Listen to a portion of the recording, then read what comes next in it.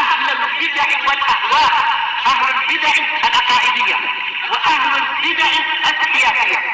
نقول بيننا وبينكم السلف، بيننا وبينكم الكتب، كان فيقول البدع بيننا وبينكم.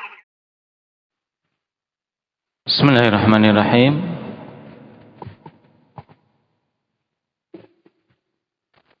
الحمد لله حمدا كثيرا طيبا مباركا فيه كما يحب ربنا ويرضاه. أشهد أن لا إله إلا الله وحده لا شريك له، وأشهد أن محمدا عبده ورسوله صلى الله عليه وعلى آله وأصحابه ومن تبعهم بإحسان إلى يوم الدين. أما بعد. Pertemuan yang lalu kita sampai pada pagi hari tanggal 10 Zulhijjah, yang mana pada malam tanggal 10 Nabi SAW berada di mana, syukran?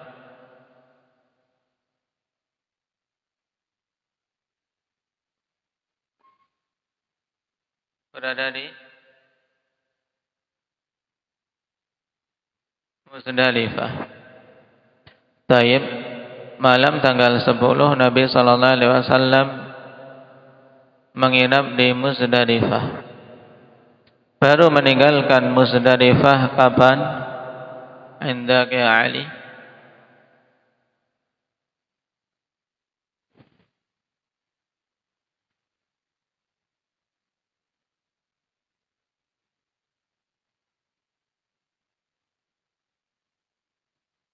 Ketika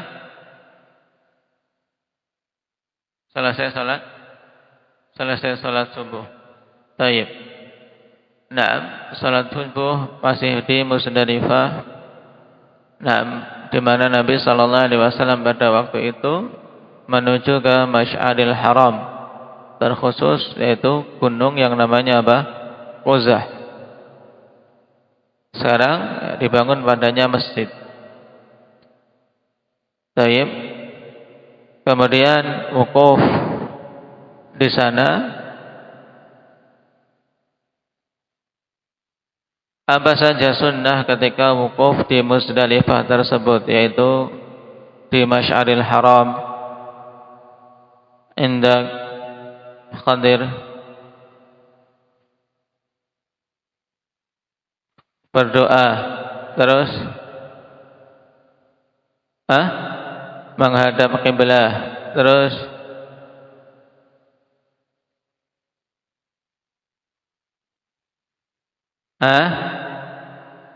itu sudah salat subuh. Nah, salat subuh selesai, kemudian apa? Menghadap kiblah, berdoa, bertakbir, bertahlil, dan mentauhidkan Allah Subhanahu wa taala. Terus demikian sampai kapan?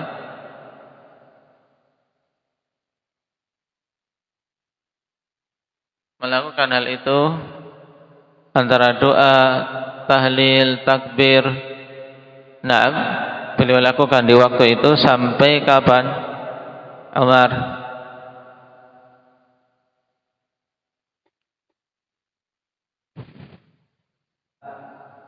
Taib, waktu sampai waktu isfar. Dalam hadis apa? Hatta asfara jiddan. Sampai apa? Betul-betul matahari itu apa? Matahari hampir terbit.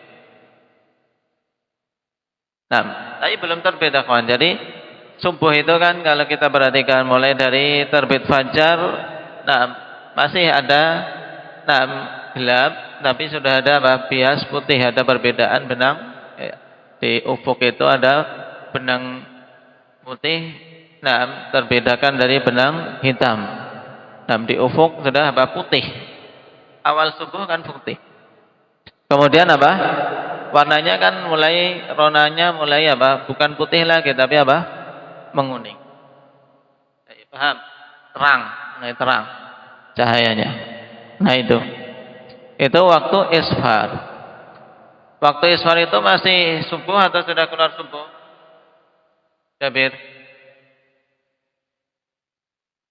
Masih waktu subuh. Nah, bahkan nah, subuh itu kalau bisa ya selesainya masih di waktu isfar. Nah, taib. Nabi sallallahu alaihi wasallam akhwan. Nah, di antara sunnahnya memanjangkan subuh sampai waktu isfar. Baru kemudian berangkat dari Musdalifah menuju kemana Mujahid? Ke Mina. Taib. Nabi sallallahu alaihi wasallam dari Musdalifah berangkat menuju ke Mina ketika apa?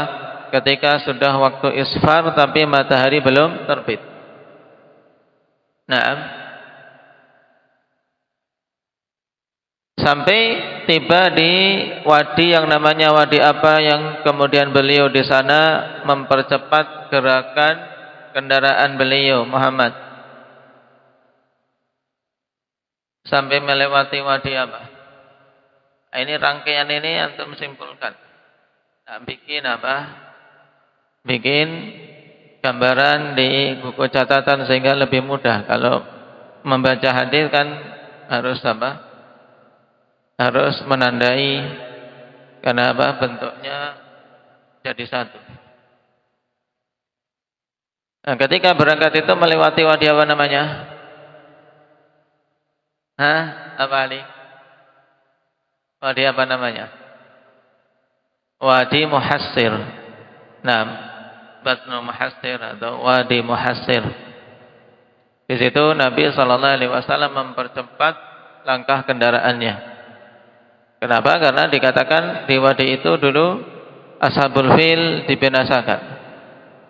Nah, dan pendapat yang lainnya karena apa? Karena dulu orang-orang jahiliyah di wadi tersebut mereka apa? Mereka berkumpul kemudian menyebutkan jasa-jasa dari nenek moyang mereka. Maka Nabi sallallahu alaihi wasallam di situ berupaya untuk mempercepat sebagai bentuk penyelesaian terhadap apa yang dilakukan oleh kaum jahiliyah. Baik.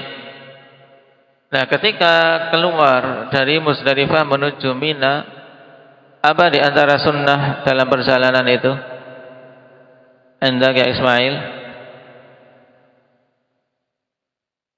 Mengambil jalan lain, yaitu menyelisihi jalan dari ketika masuk Mina, taib melalui jalan lain, dan ketika keluar, ketika masuk ke Musdalifah, masuk melalui jalan lain, kemudian ketika keluar dari Musdalifah menuju Mina ini menempuh jalan yang lain, yaitu At-Tariqul Wusta. Itu jalan, kemudian sampai kemana beliau berhenti?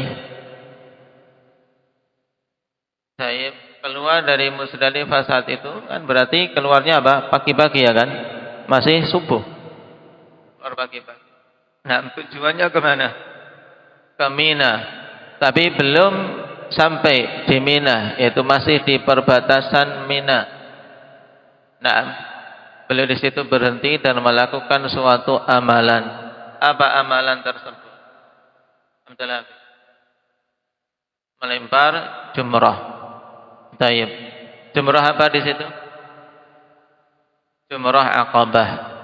Nah, jumrah Aqabah juga disebut dengan apa? Jumrah Akmal.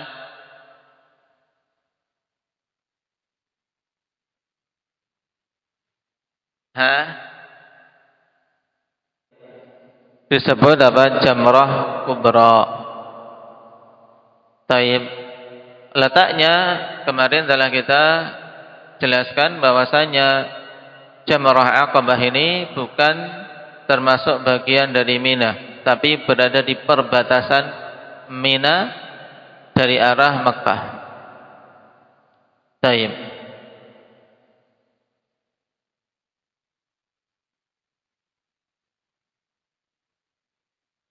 Ini amalan pertama berarti pada hari tanggal 10 Hafan setelah sholat subuh, berjalan atau bergerak menuju ke Jamrah Aqabah. Berarti ya melempar Jamrah Aqabah itu di waktu duha. Kemudian berakhir waktu melempar Jamrah Aqabah itu sampai kapan? Indak ya Badri?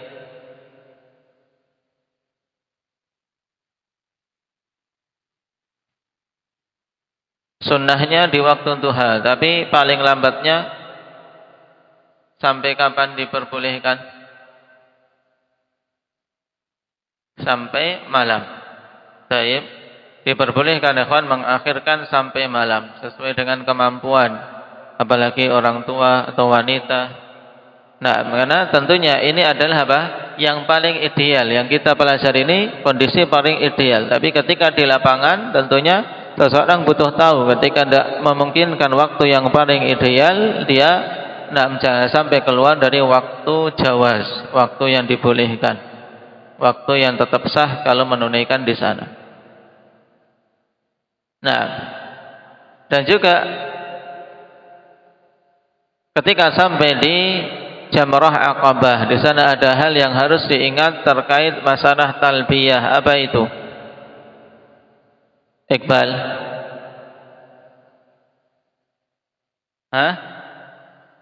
Menghentikan talbiyah. Nah, karena apa? Talbiyah berhenti bagi para jamaah haji ketika apa? Ketika hendak melempar Jamrah Aqabah. Baik. Nah, sekarang sunnah-sunnah dalam melempar Jamrah Aqabah. Dalam hadis tersebut dijelaskan apa? Yang pertama, melemparnya dengan 7 hasayat, dengan 7 kerikil. Kerikilnya itu hasal khadf, kerikil seperti untuk apa? Untuk mengetapel, yaitu besarnya ya sekitar seujung ibu jari. Kemudian sunnah ketika melempar bagaimana? Sunnahnya kasih. Yukabbiru ma'a kulli hasah, yaitu ketika melempar Allahu Akbar, Allahu Akbar, Allahu Akbar. Nah, demikian satu persatu sampai 7 kali. Baik. Kita lanjutkan.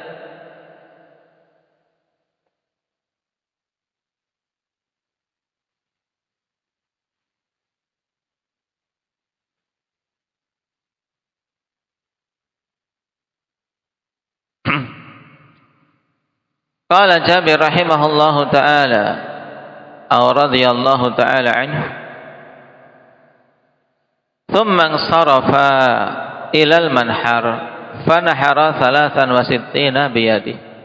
Kemudian setelah selesai dari melempar Jamrah Aqabah, nah maka Nabi sallallahu alaihi wasallam bergerak menuju ke manhar. Manhar ini isim apa? Manharun. Bentuk ini isim apa namanya? Syukran. Isim makan. Maknanya berarti tempat penyembelihan. Taib, yaitu tempat yang di situ dinahar unta-unta dan disembelih sapi maupun kambing. Nah, sebagai bentuk pendekatan diri kepada Allah Subhanahu wa taala. Nah, yaitu hadi pada para jamaah haji mutamatti' dan qarin.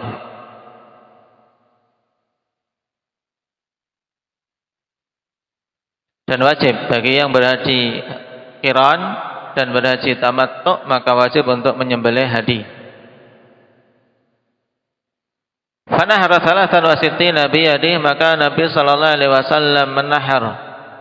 Naam, sebanyak 63 unta dengan tangannya. Dan nahar yaitu menusuk dengan alat yang tajam di bagian leher unta. Dan nahar ini khusus, Cara untuk apa? Cara untuk membunuh yang syar'i pada unta. Nah, tempatnya yang ditusuk itu namanya daerah Wahdah. Wabuha dal ta. Yang letaknya akhwan baina aslil unuqi wa sadr. Itu di pangkal leher, antara pangkal leher dan dada. Sehingga ada tempat khusus. Sehingga kalau tidak bisa nahar ya, nah bingung. Nah salah maka tidak akan bisa berefek seperti nahar. Mungkin unta itu masih bisa jalan-jalan dan seterusnya. Karena unta hewan yang kuat, akhwan. Nah sehingga sulit untuk apa? Untuk membaringkannya seperti sapi atau kambing. Nah maka caranya dengan dinahar. Dia masih dalam posisi berdiri. Nah, satu kaki depannya diikat sehingga nanti ketika ditusuk limbung dia jatuh. Ini sunnahnya untuk unta. Tsumma a'ta 'Aliyan fanahara ma ghabar. Kemudian Nabi sallallahu alaihi wasallam memberikan kepada Ali sehingga Ali menahar unta-unta yang tersisa. Taib. Maghabar ay ma baqi, yaitu yang tersisa. Di sini menunjukkan bolehnya akhwan seseorang mewakilkan dalam penyembelihan hadinya. Dan mayoritasnya pada masa kini dalam penyembelihan hadi juga diwakilkan. Cuman disarankan hendaknya betul-betul memastikan akhwan. Betul-betul memastikan untuk hadinya ini apakah memang betul-betul ada dan betul-betul disembelih atau jangan-jangan hanya sekedar tulisan nama tapi hadinya tidak ada, dia sudah bayar dan tidak ada yang disembelih. Karena manusia terkait masalah harta terkadang mereka bermudah-mudahan tidak peduli walaupun dengan cara menipu. Seandainya mampu maka yang paling utama dia menyembelih dengan tangannya. Taib.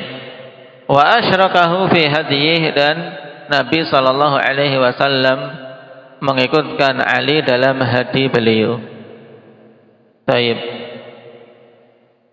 Nah, kenapa bisa mengikutkan Ali? Karena beliau hadinya dengan apa? Dengan unta, dan unta boleh seorang menggabungkan pada hadinya itu selain dirinya, tapi maksimal berapa untuk unta? Dalam satu unta itu bisa bergabung 7 orang maksimal. Tayyib.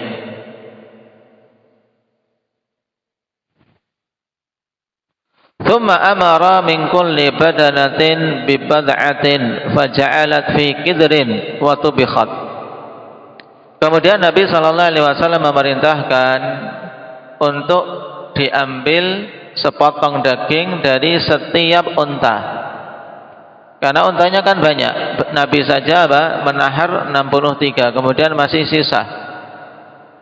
Diserahkan kepada Ali. Nah, kalau mencicipi satu persatu, karena sunnahnya kan dia ikut makan dari dari hasil hadinya. Taib. Nah, Nabi sallallahu alaihi wasallam merintahkan untuk diambilkan dari setiap unta yang dijadikan sebagai hadi tersebut potongan daging. Kemudian diletakkan di kuali, diperiuk dan dimasak. Fa akala min lahmiha wa syariba min maraqiha. Kemudian Nabi makan dari Dari bagian daging tersebut dan minum dari maroknya. Nah, ini caranya kalau seorang memiliki korban banyak, kawan. Kalau untuk satu persatu makan mungkin repot, maka dikumpulkan, ambil sepotong, kemudian dikumpulkan dan dimasak. Kan dari maroknya kan sudah tercampur sehingga dia bisa bisa mendapatkan sunnah pada keseluruhannya. Karena Allah Subhanahu wa taala memerintahkan fakulu minha. Jadi sunnahnya orang yang berkorban, baik korban itu udhiyah, bagi selain jamaah haji atau bagi haji tamattu dan qiran berupa hadi, maka disunnahkan untuk makan dari sebagian daging yang dijadikan sebagai korban tersebut.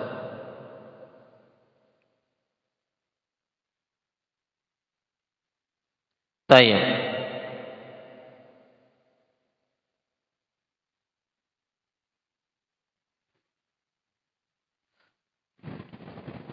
Thumma rakiba Rasulullah sallallahu alaihi wasallam fa afadha ila al-bait. Kemudian Nabi sallallahu alaihi wasallam menaiki untanya dan berjalan mengendarainya menuju ke Ka'bah. Taib.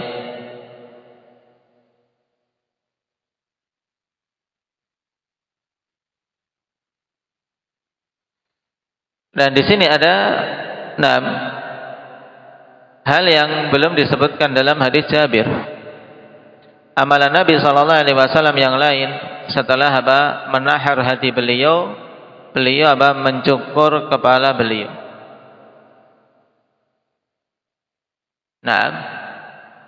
Berdasarkan hadis Anas bin Malik radhiyallahu anhu, anna Rasulullah sallallahu alaihi wasallam ata Mina fa atal jamrata faramaha. Thumma ata manzilahu bi Mina wa nahar. Thumma qala lil halaq khudh wa asyara ila janibihi al-ayman thumma al-aysar thumma ja'ala yu'tihi an-nas. Bahwasanya Rasul sallallahu alaihi wasallam mendatangi Mina tanggal berapa ini? Datang ke Mina tanggal berapa? Muhammad? Tanggal 10. Kemudian melempar jamrah. Jamrah apa pada tanggal 10 yang dilempar? Hendak ya Abdullah? Jamrah Aqabah. Taib. Kemudian beliau mendatangi tempat tinggal beliau di Mina. Dibuatkan tempat di Mina. Ya, beliau mendatangi tempatnya kemudian menahar korban-korbannya. Kemudian mengatakan kepada halak, kepada tukang cukur, khudh. Ya, kemudian mengisyaratkan ke sisi kepala beliau bagian kanan untuk dipotong rambutnya, kemudian di sisi kiri juga, kemudian rambut itu diberikan kepada manusia. Untuk tabarruk. Karena rambut Nabi sallallahu alaihi wasallam mubarak dan boleh untuk tabarruk dengan bagian tubuh Nabi sallallahu alaihi wasallam, tapi ini khusus untuk Nabi sallallahu alaihi wasallam. Rambut beliau disimpan, sebagiannya diletakkan di wadah, kemudian kalau sakit diletakkan di gelas, diberi air, kemudian diminum. Ini tabarruk yang diperbolehkan, tapi khusus untuk Untuk bekas-bekas Nabi sallallahu alaihi wasallam. Adapun bekas tubuh selain Nabi maka tidak boleh. Tidak disyariatkan hal tersebut. Taib. Berarti pada tanggal 10 tersebut urut-urutannya dari kisah ini? Yang pertama rami. Kemudian Naharatuz zabah. Kemudian halaq. Yang bisa disingkat radhaha. Taib. Rami, zabah, halq. Ini urutan yang paling utama ya kawan. Adapun seandainya seorang membolak-balik tidak mengapa. Taib, dan mencukur gundul bagi para lelaki atau memendekkan bagi para perempuan ini hukumnya saat itu adalah wajib. Hukumnya wajib. Muhallikina ru'usakum wa muqassirin. Taib. Karena Nabi sallallahu alaihi wasallam perintahkan dalam hadis Ibnu Umar muttafaqun alaih, man lam yakun ma'ahu hadyun falyatuf bil baiti wa baina Safa wal Marwah wal yuqassir wal yahlil. Taib. Di sini perintah. Untuk memendekkan rambutnya atau menggundul.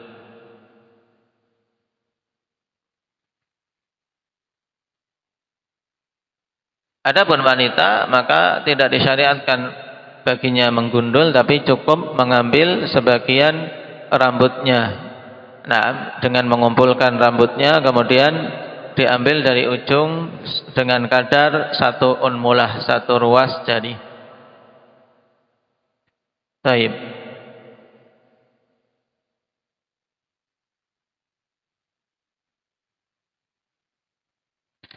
Nah, setelah selesai dari amalan tersebut, thumma raqiba Rasulullah sallallahu alaihi wasallam fa afadha ila al-bait. Naik unta lagi kemudian menuju ke Ka'bah.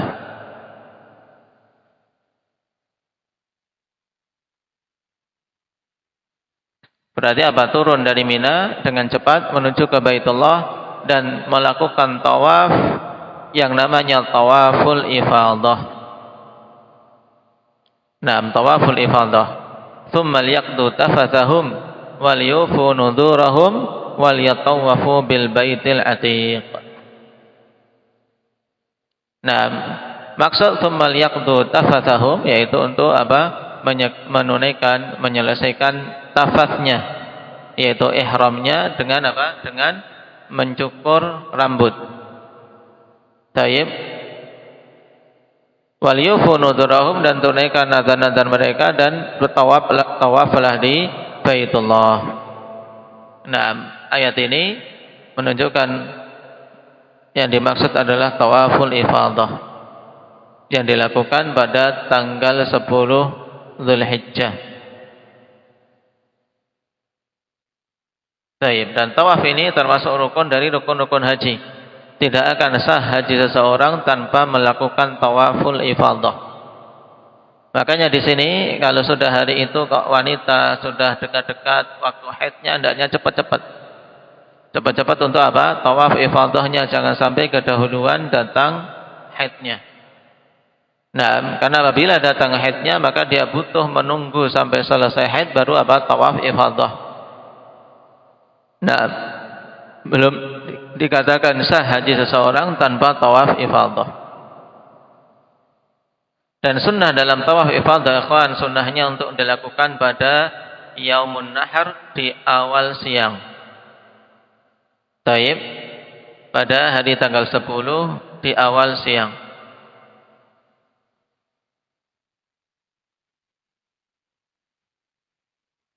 Setelah melempar, menyembelih dan apa? Dan mencukur rambut kepalanya. Apabila dia mengakhirkan penunaian tawaf ifadah, naam, taib, dan dilakukan di hari-hari tasyrik, maka sah, tidak ada dam atasnya.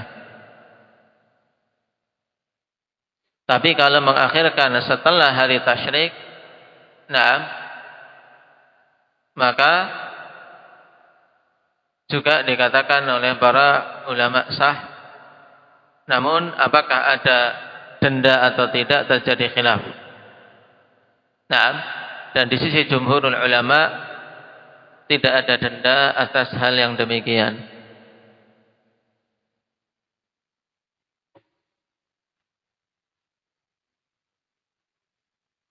Dan Nabi SAW setelah tawaf ifadah, beliau tidak sa'i lagi di Safa dan Marwah, tidak. Nah, kenapa? Karena Nabi SAW hajinya qarin, dan beliau telah melakukan sa'i, nah, setelah tawaf qudum. Baik.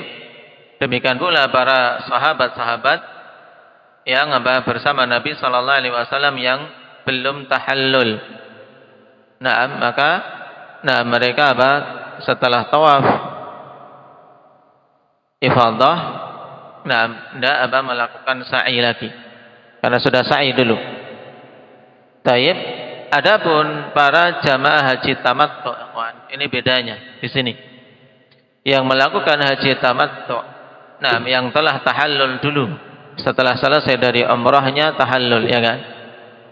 Nah, maka setelah tawaf, di antara setelah tawaf ifadah, maka kemudian mereka sa'i, melakukan sa'i antara Safa dan Marwah. Ini harus diilmui bedanya antara yang haji qiran atau haji ifrad dengan haji tamattu. Kalau yang haji tamattu berarti tadi untuk yang ketika tiba pertama kali tawaf kudum, kemudian apa? Sa'i untuk umrah baru tahallul. Nah, menunggu hari tarwiyah. Hari tarwiyah tiba maka melakukan amalan haji. Taib sebagaimana telah kita pelajari rangkaian yang dicontohkan oleh Nabi. Kemudian di tanggal 10, nah setelah melakukan rami, dzabah dan halq, kemudian tawaf ifadah. Setelah tawaf ifadah, sa'i. Nah, setelah tawaf ifadah, sa'i.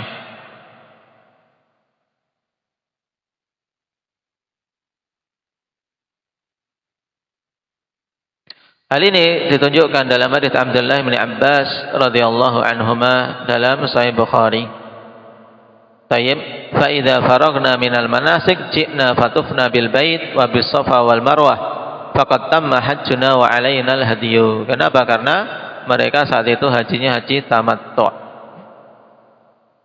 Nah, apabila sudah selesai dari manasik, yaitu sudah apa? Tahallul. Nah, pada tanggal 10 maka kami pun datang untuk tawaf di Baitullah dan sa'i antara Safa dan Marwah. Maka kami telah sempurna hajinya dan wajib atas kami untuk menyembelih hadi. Karena apa? Hajinya haji tamattu. Qala fa shalla bi Makkah az-zuhra. Kemudian Nabi sallallahu alaihi wasallam salat di Makkah salat zuhur. Setelah melakukan tawaf ifadah, salat zuhur. Naam.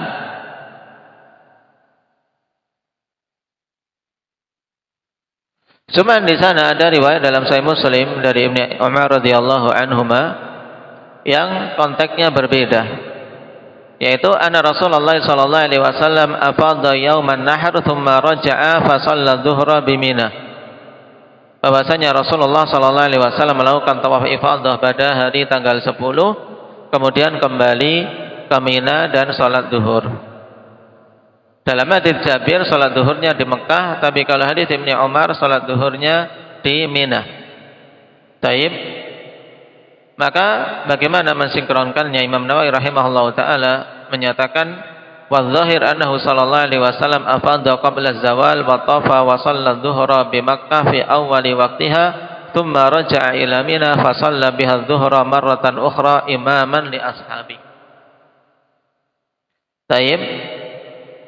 Zahirnya bahwasanya Nabi melakukan ifadah sebelum zawal, kemudian masuk waktu zuhur di awalnya, di awal waktu, maka Nabi kemudian sholat zuhur di Mekah di awal waktunya. Kemudian beliau kembali ke Mina, naam, taib, dan mengimami manusia di mana manusia sholat zuhur saat itu.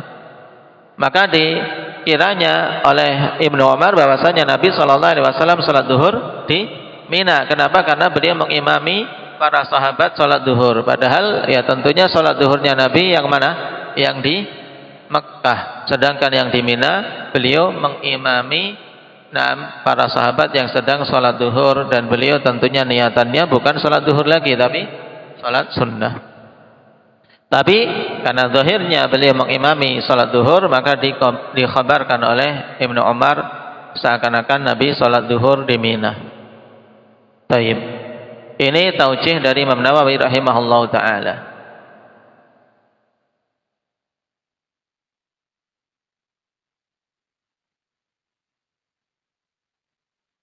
Nah, sehingga yang rajih salat zuhurnya Nabi sallallahu alaihi wasallam di Mekah.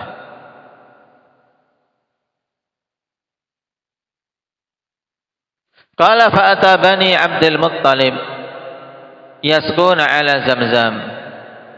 Kemudian Nabi sallallahu alaihi wasallam mendatangi Bani Abdul Muttalib. Mereka ini adalah anak-anak Abbas, paman Nabi sallallahu alaihi wasallam. Taib. Kenapa? Karena siqayatul hajj, untuk apa? Memberikan minum kepada jamaah haji, ini adalah tugasnya mereka. Nah, yaitu anak keturunan Abbas ibn Abdul Muttalib. Yaskuna ala Zamzam, yang mereka menuangkan, yang memberi minum kepada manusia dari apa? Air Zamzam. Yaitu mengambil dengan apa? Dengan ember-ember mereka dari sumur Zam-Zam, kemudian apa? Diambil ikhwan, dan manusia meminum darinya. Jadi pada masa itu untuk apa? Pengambilan air Zam-Zam juga orang-orang khusus. Siqayatul hajj. Ini tugas dari apa? Bani Abdul Muttalib, terkhusus anak keturunan Abbas bin Abdul Muttalib. Namun pada masa sekarang adanya kemudahan sehingga apa? Sehingga air sudah apa? Sudah dilewatkan pada pipa-pipa, sehingga banyak tempat-tempat untuk seorang langsung minum dari keran yang ada di Masjidil Haram.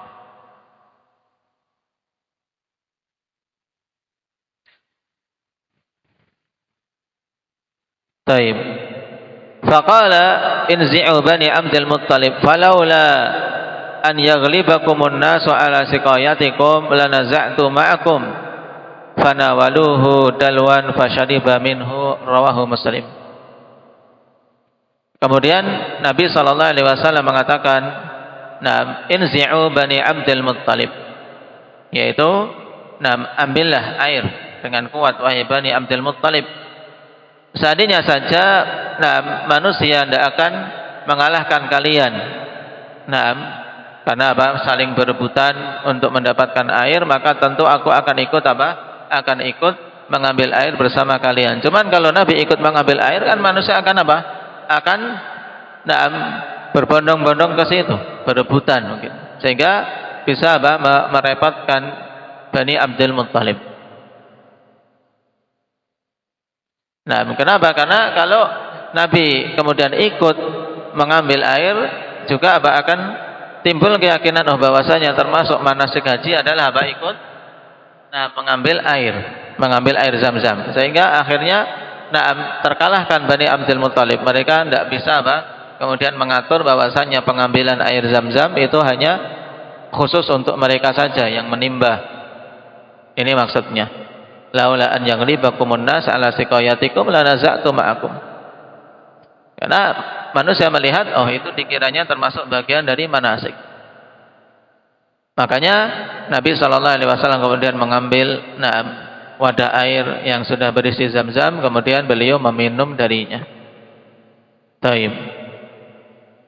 Ini hadis Jabir yang merupakan hadis yang paling lengkap